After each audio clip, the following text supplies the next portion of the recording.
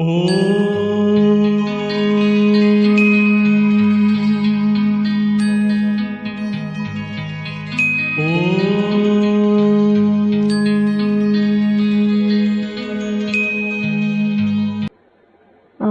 शांति।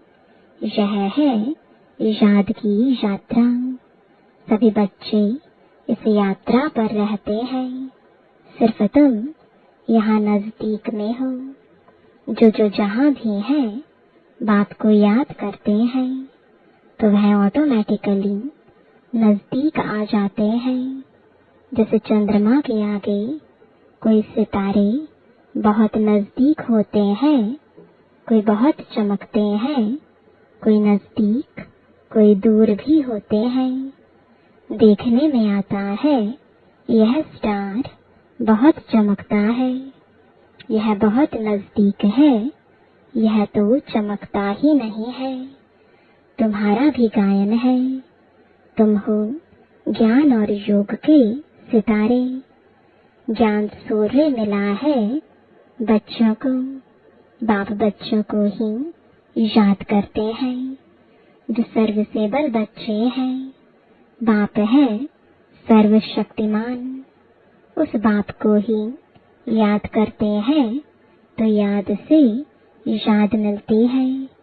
जहाँ जहाँ ऐसे ऐसे सर्वसेबल बच्चे हैं तो ज्ञान सूर्य बाप भी उन्हों को याद करते हैं। बच्चे भी याद करते हैं। जो बच्चे याद नहीं करते उनको बाप भी याद नहीं करते। उनको बाप की याद भी नहीं पहुँचती है। याद से याद जरूर मिलती है। बच्चों को भी याद करना है। बच्चे पूछते हैं, बाबा आप हमको याद करते हैं? बाप कहते हैं, क्यों नहीं। इस रीति बाप क्यों नहीं याद करते? जो जास्ती पवित्र है और बाप से बहुत प्यार है तो कोशिश भी ऐसे करते हैं। हर एक अपने से पूछे कि हम कहाँ तक बाबा को याद करते हैं। एक की याद में रहने से फिर यह पुरानी दुनिया भूल जाती है। बाप को ही याद करते करते जाकर मिलते हैं।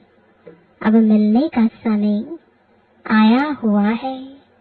ड्रामा का राज भी बाप ने समझाया है। बाप आते हैं, आकर बच्चों को अपना रूहानी बच्चा बनाते हैं। पतित से पावन कैसे बनो सो सिखाते हैं। बाप तो एक ही है, उनको ही सब याद करते हैं। परंतु याद सबको नंबरवार अपने अपने पुरुषार्थ अनुसार मिलती है। जितना बहुत याद करेंगे वह जैसे कि सामने खड़े हैं। कर्मातीत अवस्था भी ऐसे होनी है।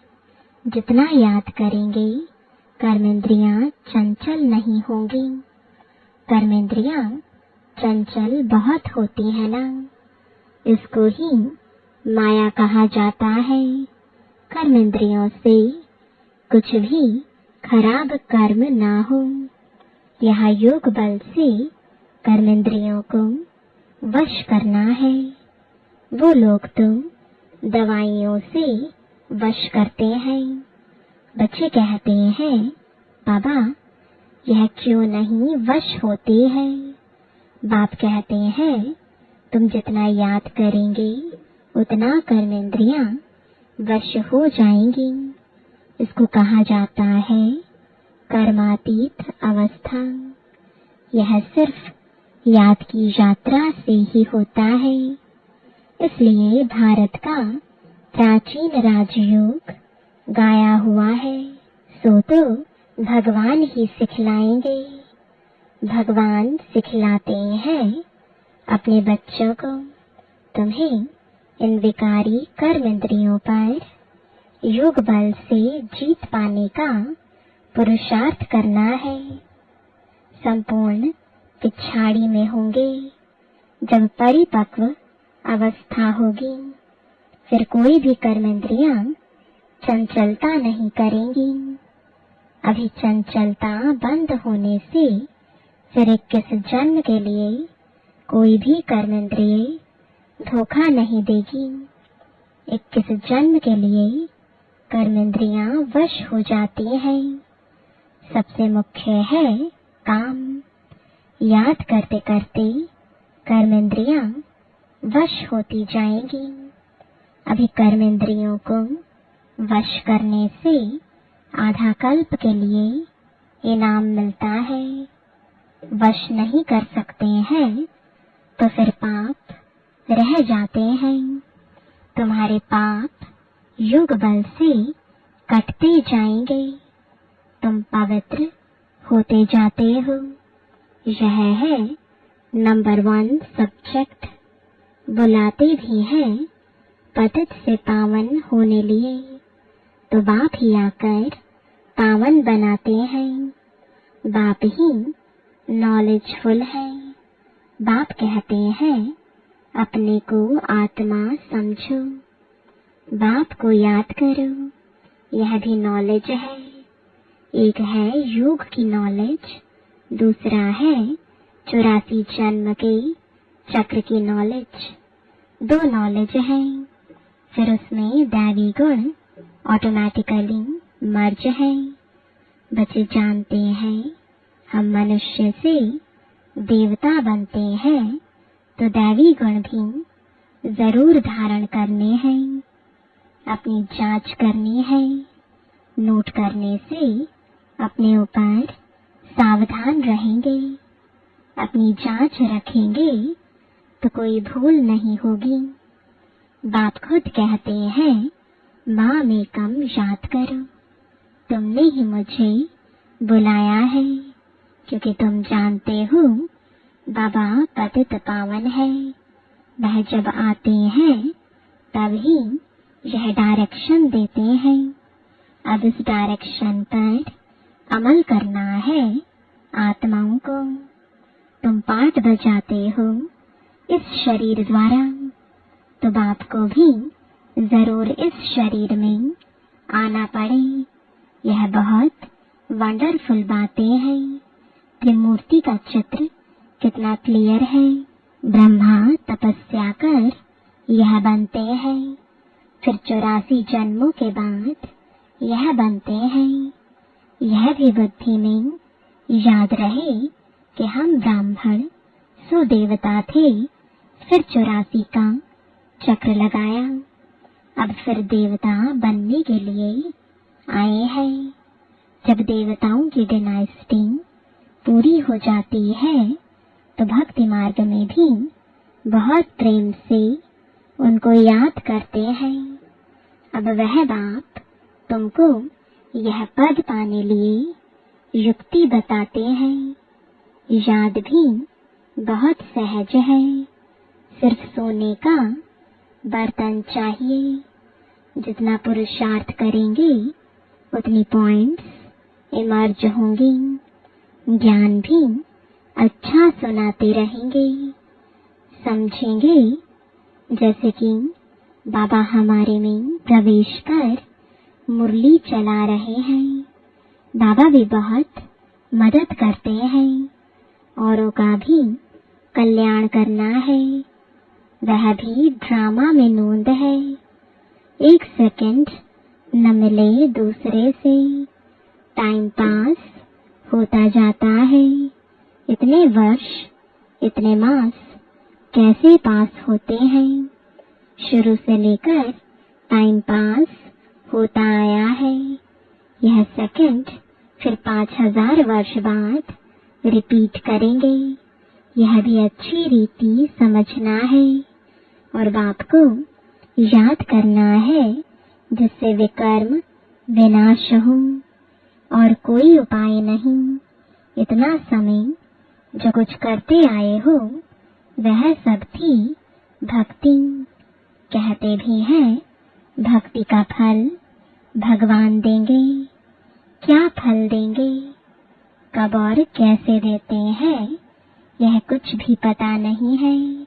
बाप जब फल देने के लिए आवे तब लेने वाले और देने वाले इकट्ठे हों। ड्रामा का पार्ट आगे चलता जाता है। सारे ड्रामा में अभी यह है अंतिम लाइफ। हो सकता है कोई शरीर भी छोड़ दे और कोई पार्ट बजाना है तो जन्म भी ले सकते हैं। किसका बहुत हिसाब किताब होगा तो जन्म भी ले सकते हैं। किसके बहुत पाप होंगे तो घड़ी घड़ी एक जन्म ले फिर दूसरा तीसरा जन्म लेते छोड़ते रहेंगे। गर्भ में गया दुख भोगा फिर शरीर छोड़ दूसरा लिया। काशी कलवट में भी यह हालत होती है। पाप सिर पर बहुत है, योग बल तो है नहीं। काशी कलवट खाना यह है अपने शरीर का घात करना। आत्मा भी समझती है यह घात करते हैं। कहते भी हैं बाबा आप आएंगे तो हम आप पर बलिहार जाएंगे। बाकी भक्ति मार्ग में बलि चढ़ते हैं, वह भक्ति हो जाती है। दान पुण्य तीर्थ आदि जो कुछ भी करते हैं वह किससे लेन देन होती है? पापात्माओं से। रावण राज्य है ना। बाप कहते हैं खबरदारी से लेन देन करना। कहा कोई खराब काम में लगाया तो सिर पर बोझा चढ़ जाएगा। दान पुण्य भी बड़ा खबरदारी से करना होता है। गरीबों को तो अन्न और कपड़े का दान किया जाता है। वह आजकल धर्मशालाएं आदि बनाकर देते हैं। साहूकारों के लिए तो बड़े बड़े महल हैं, गरीबों के लिए हैं झोपड़ियां। वह तो गंदे नाले के आगे रहे हुए हैं। उस किचड़े की खाद बनती है जो बिकती है, जिस पर फिर खेती आदि होती है। सतयुग में तो ऐसे किचड़े आदि पर खेती नहीं होती है। वहां तो नई मिट्टी होती है। उसका नाम ही है पैराडाइज। नाम भी गाया हुआ है पुखराज परी, सब्ज परी, रत्न है ना। कोई कितनी सर्विस करते हैं, कोई कितनी करते हैं। कोई कहते हम सर्विस नहीं कर सकते हैं। बाबा के रत्न तो सभी हैं, परंतु उनमें भी नंबरवार पुरुषार्थ अनुसार है जो फिर पूजे जाते हैं। पूजा होती है देवताओं की। भक्ति मार्ग में अनेक पूजाएं होती हैं। वह सब ड्रामा में नोंद है, जिसको देखकर मजा आता है। हम एक्टर्स हैं। इस समय तुमको नॉलेज मिलती है, तुम बहुत खुश होते हो। जानते हो भक्ति का भी पाठ है। भक्ति में भी बड़े खुश होते हैं। गुरु ने कहा माला फेरो, बस उस खुशी में फेरते ही रहते हैं। समझ कुछ भी नहीं। शिव निराकार है, उनको भला दूध पानी आदि क्यों चढ़ाते हैं? मूर्तियों को भोग लगाते हैं, वह कोई खाती थोड़े ही है। भक्ति का पेशगीर यानी विस्तार कितना बड़ा है। भक्ति है झाड़, ज्ञान है बीज। रचता और रचना को सिवाय तुम बच्चों के और कोई नहीं जानते। कोई कोई बच्चे तो अपनी हड्डियां भी इस सर्विस में स्वाहा करने वाले हैं। तुमको कोई कहते हैं यह तुम्हारी कल्पना है। अरे यह तो वर्ल्ड की हिस्ट्री ज्योग्राफी रिपीट होती है। कल्पना रिपीट थोड़े ही होती है। यह तो नॉलेज है, यह है नई बातें, नई दुनिया के लिए। भगवानुवाच, भगवान भी नया, उनके महावाक्य भी नए। वह कहते हैं, कृष्ण भगवानुवाच, तुम कहते हो। शिव भगवानुवाच, हर एक की अपनी अपनी बातें हैं, एक ना मिले दूसरे से। यह है पढ़ाई, स्कूल में पढ़ते हो, कल्पना की तो बात ही नहीं। बाप है ज्ञान का सागर, नॉलेजफुल। जबकि ऋषि मुनि भी कहते हैं, हम रचता रचना को नहीं जानते हैं, उन्हों को यह नॉलेज कहाँ से मिले। जबकि आदि सनातन देवी देवता ही नहीं जानते। जिन्होंने जाना उन्होंने पद पाया। फिर जब संगम युग आए, तब बाप आकर समझाए। नए नए इन बातों में मूंझते हैं, कहते हैं बस तुम इतने थोड़े ही राइट हो, बाकी सब झूठे हैं।